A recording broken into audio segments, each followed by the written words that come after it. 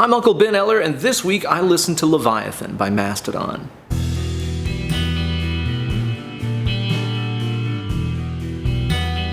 Mastodon's Leviathan is one of my favorite records of all time. It came out in 2004, and what I like about it so much is it really serves as a great crossroads in between the caveman sludge sound of the early material, while also kind of hinting at the more progressive direction that the band was going to go in on the next couple albums. And on today's video, I'm going to take my trusty Gibson Les Paul Custom here, tune it down a whole step, plug into the EVH EL34 amp, and take you guys on a track-by-track tour of what makes this record so awesome. As always, this video is brought to you guys by everybody who supports my channel over on my Patreon page at patreon.com/BenEllerGuitars. Sign up today. Even for just $1 a month, you're going to get access to all kinds of great bonus content, including a special extended edition of this video with even more riffs, more information about the tunes, all kinds of good stuff. So don't delay, sign up today.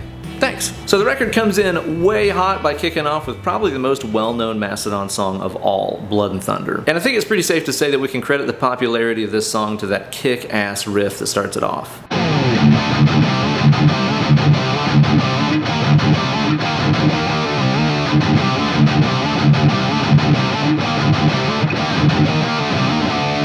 One of my favorite parts of the tune is that exotic, odd time signature musical break that takes place in the middle.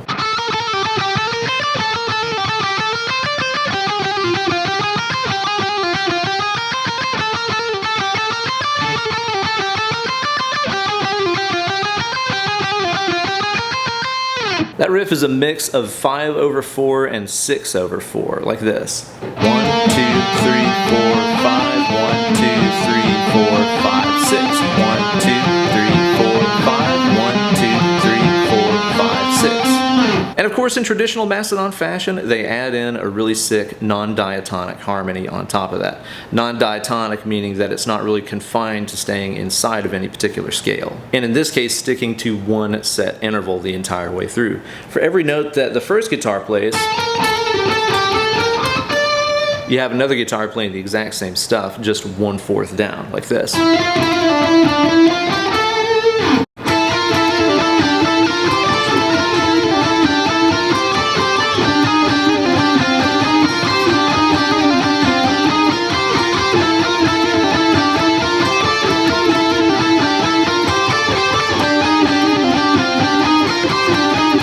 All that awesome stuff, plus a guest appearance by Neil Fallon from the band Clutch in the bridge, adds up to one of the most awesome openers of any metal record ever made. Track 2 puts us in the captain's chair with I Am Ahab.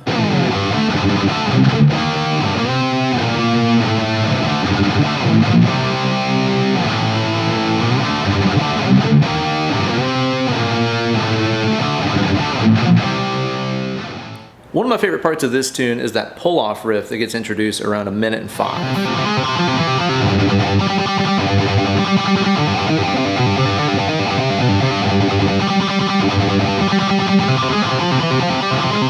I love how that riff gets introduced and then kind of mutates into the next section of the song. It's that kind of variations on a theme idea.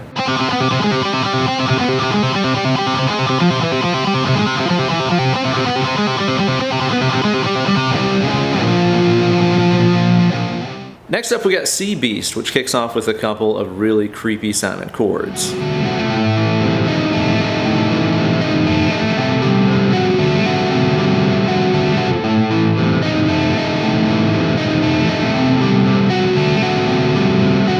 I think part of the really cool effect of what's going on right here is that those open strings, which are ringing out as, well, a C and an A, considering our tuning, but I'm gonna call them D and B, you guys know what I mean.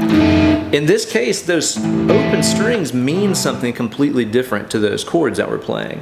So to this first chord shape that we have root fifth, that D would sound out as a minor third, so far you kind of have a minor triad, then a flat 5.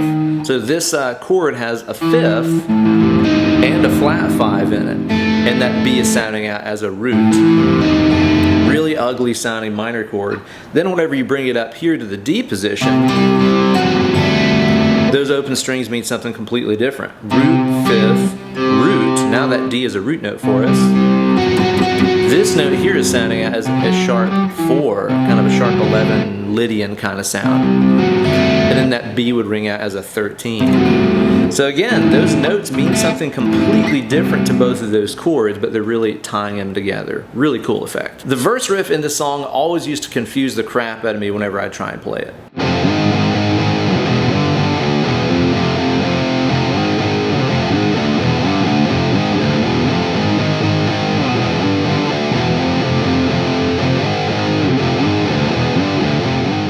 The reason this riff had me all puzzled up is because I didn't understand that it was in an odd time signature, in this case 5/4. Now with 5/4, there's a bunch of different ways that you can play stuff in that meter. There's some riffs that just feel like a straight up 5-beat long phrase.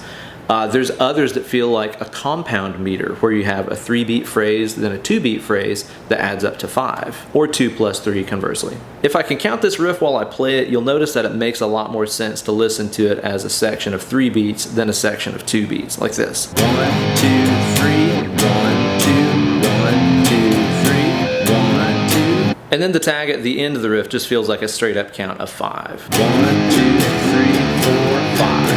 So altogether you could count it like this.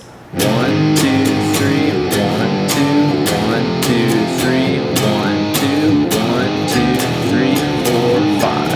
1, 2, 3, 1, 2, 1, 2, 3, 1, 2, 1, 2, 3, 4, 5. And like several of the other tunes on the album, this song closes out with an absolutely crushing riff.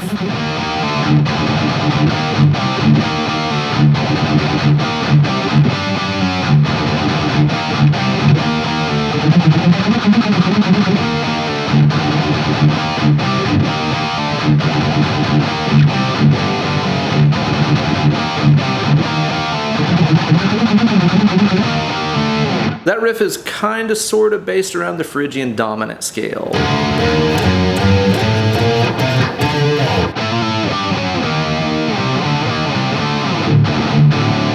The preferred scale choice of guitar players that want to sound like a mighty pharaoh worldwide. Next up on the record we have Iceland? I don't really know. He says people of Iceland in the lyrics, so I'm assuming that's how you're supposed to pronounce it. I think this song taps into the grizzled caveman sound of the early Mastodon stuff more than any other song on the record. That intro riff in there is a perfect example.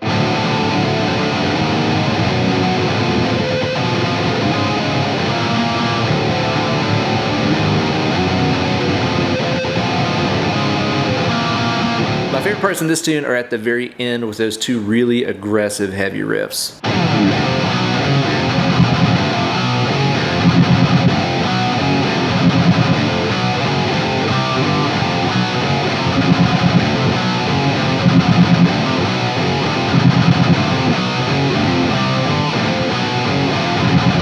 And then the one after that, which is all based around diminished ideas.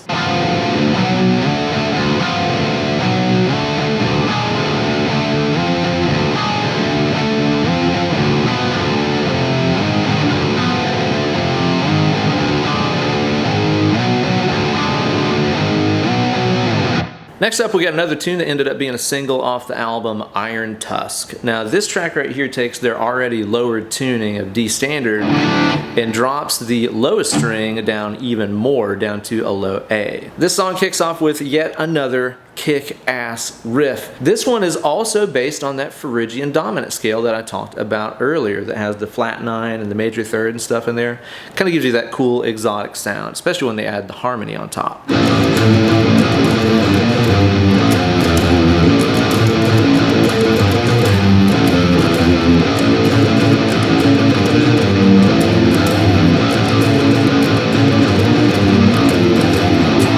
Earlier in the video I talked about how they use those non-diatonic harmonies a lot, where they just pick a particular interval like a fourth or a fifth and stick to it even if it breaks outside of the scale. This one is not like that. This is a diatonic harmony where it is staying inside of the scale. In this case being harmonized in thirds, meaning for whatever note guitar number 1 is on, guitar number 2 is going to be 3 notes ahead of it in the scale at all times. This is the more traditional, let's say melodic sound that you're used to hearing from bands like Iron Maiden and Metallica.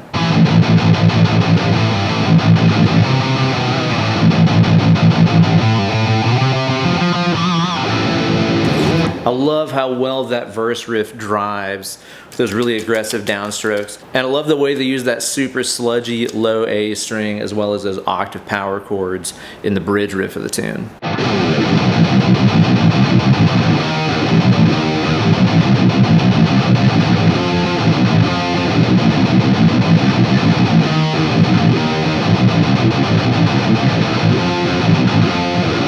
Up next we got Megalodon, which is without a doubt one of my favorite tunes that Mastodon has ever written. I think really if you wanted to learn everything there is to know about Mastodon's guitar style, you could just learn this song and you've pretty much got it all down. You got the really creepy sounding chords with open strings that just move patterns around the neck.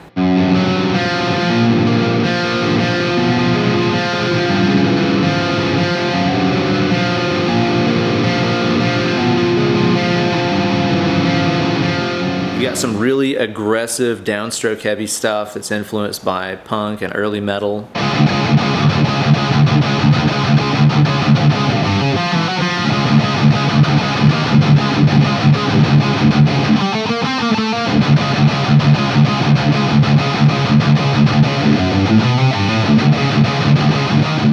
The really bizarre, like evil hillbilly hybrid picked country stuff.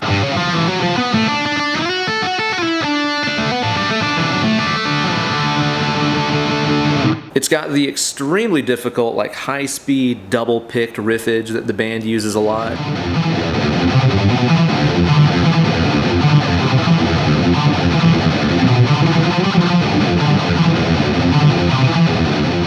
They just don't feel like anybody else's riffs. Like you can learn a Lamb of God riff and be like, oh, this kind of feels under my hands like some other Testament riff that I've played, right?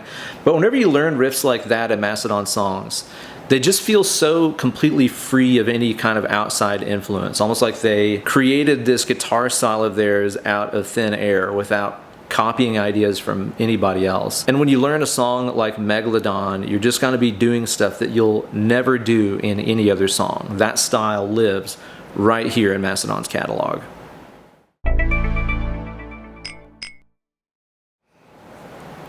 Not a sponsor, Lagunitas rocks. Track 7 is Naked Burn, which kicks off with this awesome exotic sounding riff on the top two strings of the guitar.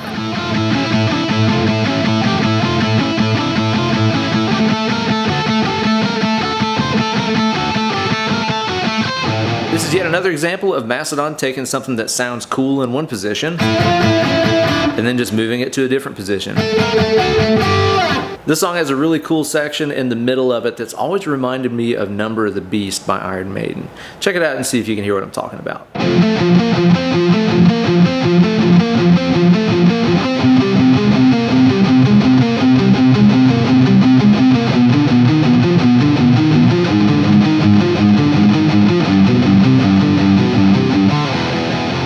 Next we got Aqua Dementia, which is one of my favorite songs on the whole album. It's got this really chaotic, kind of proggy, hybrid picked riff in the intro.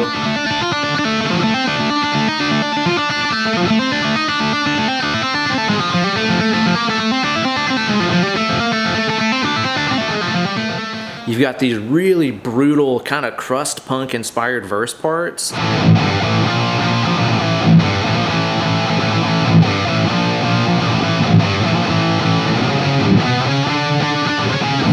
And then the outro of the song is this like epic, super doomy, huge sounding stuff that's just crushing.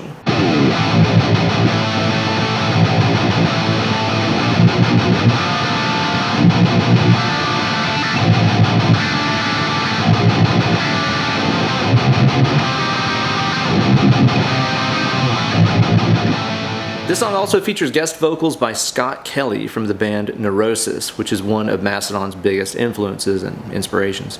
If you've never listened to Neurosis before, do yourself a favor and check them out, especially live stuff. Mastodon has a history of getting Scott on a track on pretty much every album of theirs, so be sure to check out all of those tunes. They're typically a high point on every record for me.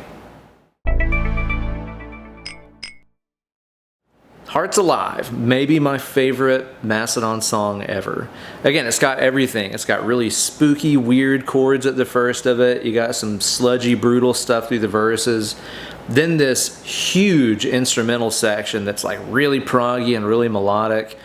This song is seriously mind-blowing. It's super long too. It's definitely a preview of what the band was gonna be doing on records like Blood Mountain and Crack the Sky too.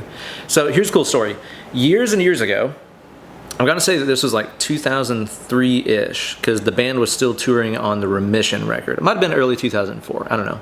But either way, me and my good buddy Mitch Trueblood had become fans of the band off of the Remission album. And we traveled to Chattanooga, Tennessee to see Mastodon play at a venue called The Local.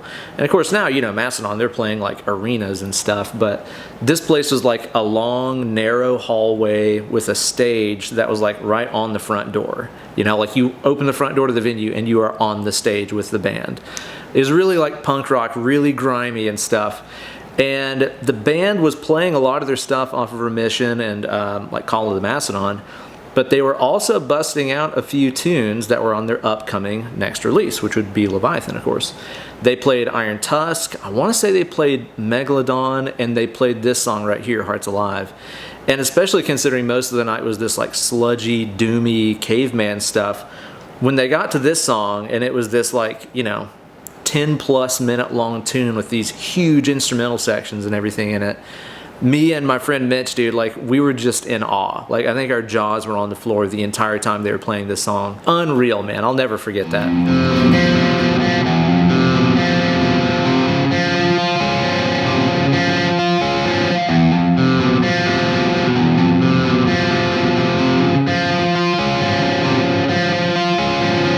That's what I'm talking about. Like, have you ever used those chords in any other song? Because I haven't. The next section's got those chords that are definitely influenced by like Call of Cthulhu by Metallica. But then after that,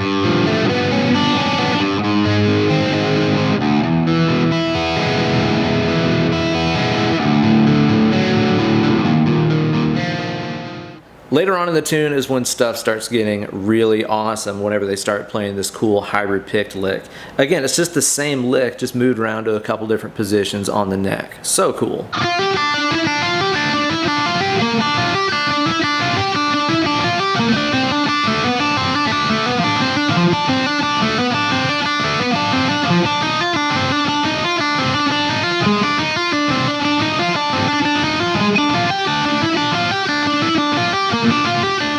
And again, there's just some beautifully melodic stuff that they play with that hybrid picking as that section continues.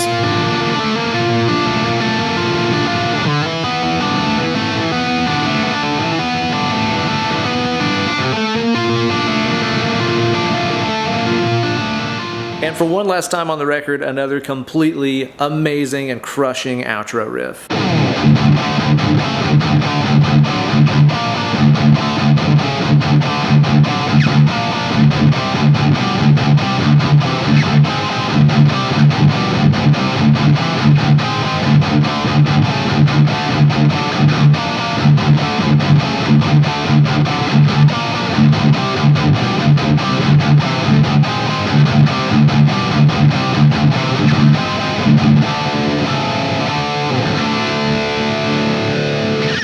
Absolutely epic tune, one of my favorite songs of all time. And then the record closes out with the sleepy and spooky Joseph Merrick. I don't know how to play all the parts in this song. They're really, really weird chords that again just kind of exist in Mastodon land only. And also I see a lot of people trying to cover this song in standard tuning, which it definitely is not. It is tuned down one whole step.